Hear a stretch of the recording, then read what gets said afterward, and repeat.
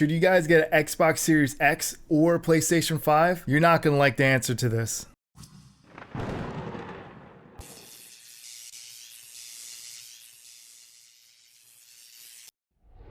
Welcome back to another video, guys. This is Hector from Not Too Nerdy, and if you guys are new to my channel, definitely hit that subscribe button, then hit that bell notification. This way you guys get notified each and every time I put up a video. I want to thank every single person subscribed to my channel. I finally surpassed 7,000 subscribers, so I appreciate that a lot. Hopefully I'll get 10,000 subscribers in the future. But for right now, I want to talk about the Xbox Series X and the PlayStation 5 because a lot of you guys still don't have either one of those consoles. So I want to let you know, in my opinion, should you even get one of these consoles, or maybe you shouldn't get any of those consoles. So let's start off with the Xbox Series X. Now this console hardware is amazing. It's very good. You know, when you go and turn on the console right away, it works, or at least in my experience it worked great. The thing that's lacking with this console though is the games itself. The Xbox Series X did not launch with Halo Infinite like it's supposed to. That's been delayed possibly for a full year, and there hasn't been a go-to game to play on that. Of course you do have Halo 5 and other games that are older games that you can play on that console right now, but a lot of them require you to have Game Pass or to buy those games individually. And to be honest with you, it's not new games anywhere to be found on the Xbox Series X. Now, don't get me wrong, you can still have third-party games. You know, a lot of people were playing Assassin's Creed Valhalla on it, and that supposedly ran great on Xbox Series X. I personally did not get that, but what I have been focusing a lot of time on were older games with Game Pass, because there's a lot of games I miss in the Xbox, and I'm like, you know what, now's the time to actually play that and give this a try. I really like Game Pass, but it is an extra cost to it, and I know a lot of you guys may be thinking, is it worth getting an Xbox Series X just to play Game Pass right now? And in my opinion, it really isn't just yet. Now, if you're a person like me that actually missed a lot of those games, then going to get Xbox Series X and playing those games for the first time, it's really cool. You know, even games for the second time around, right? Because I played Doom already, Doom Eternal, but playing it on Xbox Series X is fun playing it again. If you're a person like me that's missed out a bunch of games, then Game Pass and Xbox Series X together will be a great purchase for you. But the people that already play that and the people that actually already have Xbox One X, there's no need to get the Xbox Series X at the moment because there's no go-to game.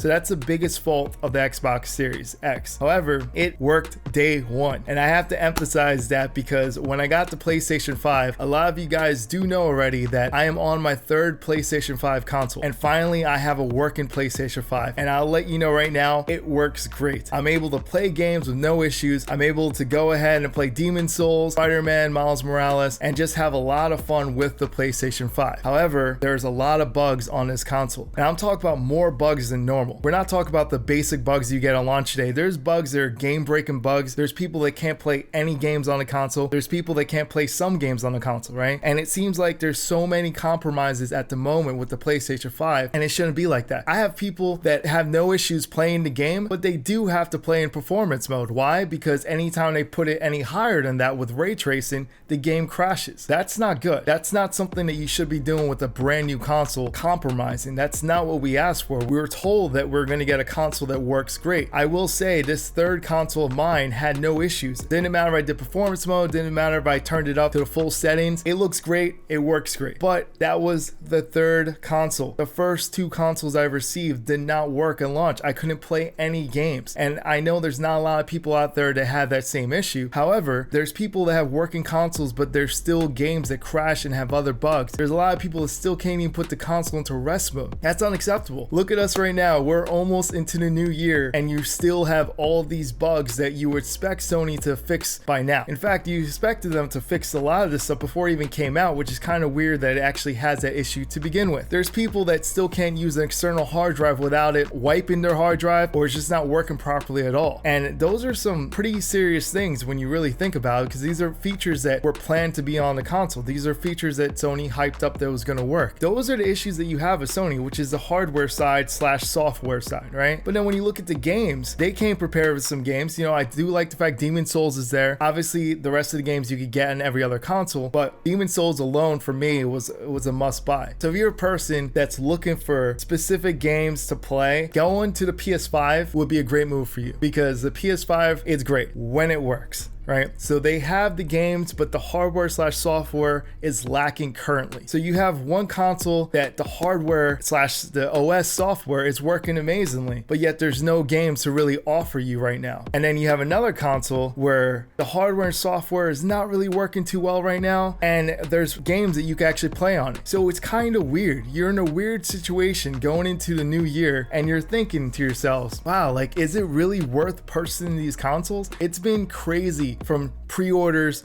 to trying to go into stores to get consoles and all this stuff for people. Should they even bother wasting their time right now for these consoles? And I hate to say it, like, this is not like me to ever say something like this or suggest this to people, but I'm actually suggesting to everyone to possibly wait a little bit longer. If you don't have the consoles by now and you don't need the consoles by now, you may be able to just wait right now. And I know it's weird to hear that from me, someone that buys things on launch day, and I have both consoles, and I can honestly tell you that even though I am enjoying my time right now, it has been crazy getting these consoles up and running. It's been a little weird for me for Xbox Series X not finding certain games. There's some games I'm playing, some games I have to look for to see, okay, well, I'll give this game a shot, because there's nothing new that's out right now that's telling me, hey, I gotta go and play that game now. And then for the PlayStation 5, there's been games I wanted to play this whole time since day one, and I literally couldn't play the games. Anytime I attempted to play the game will crash on me. You know, something wrong would happen in the game. And even when I finally got the game going for Spider-Man Miles Morales, hour and a half into my live stream, it crashed on me. And you know, it's kind of nerve-wracking knowing that at any point in time your game could crash and it never really saved your progress and you have to start all over again. Yes, you expect bugs in the beginning at launch, but you really don't expect game-breaking bugs like that.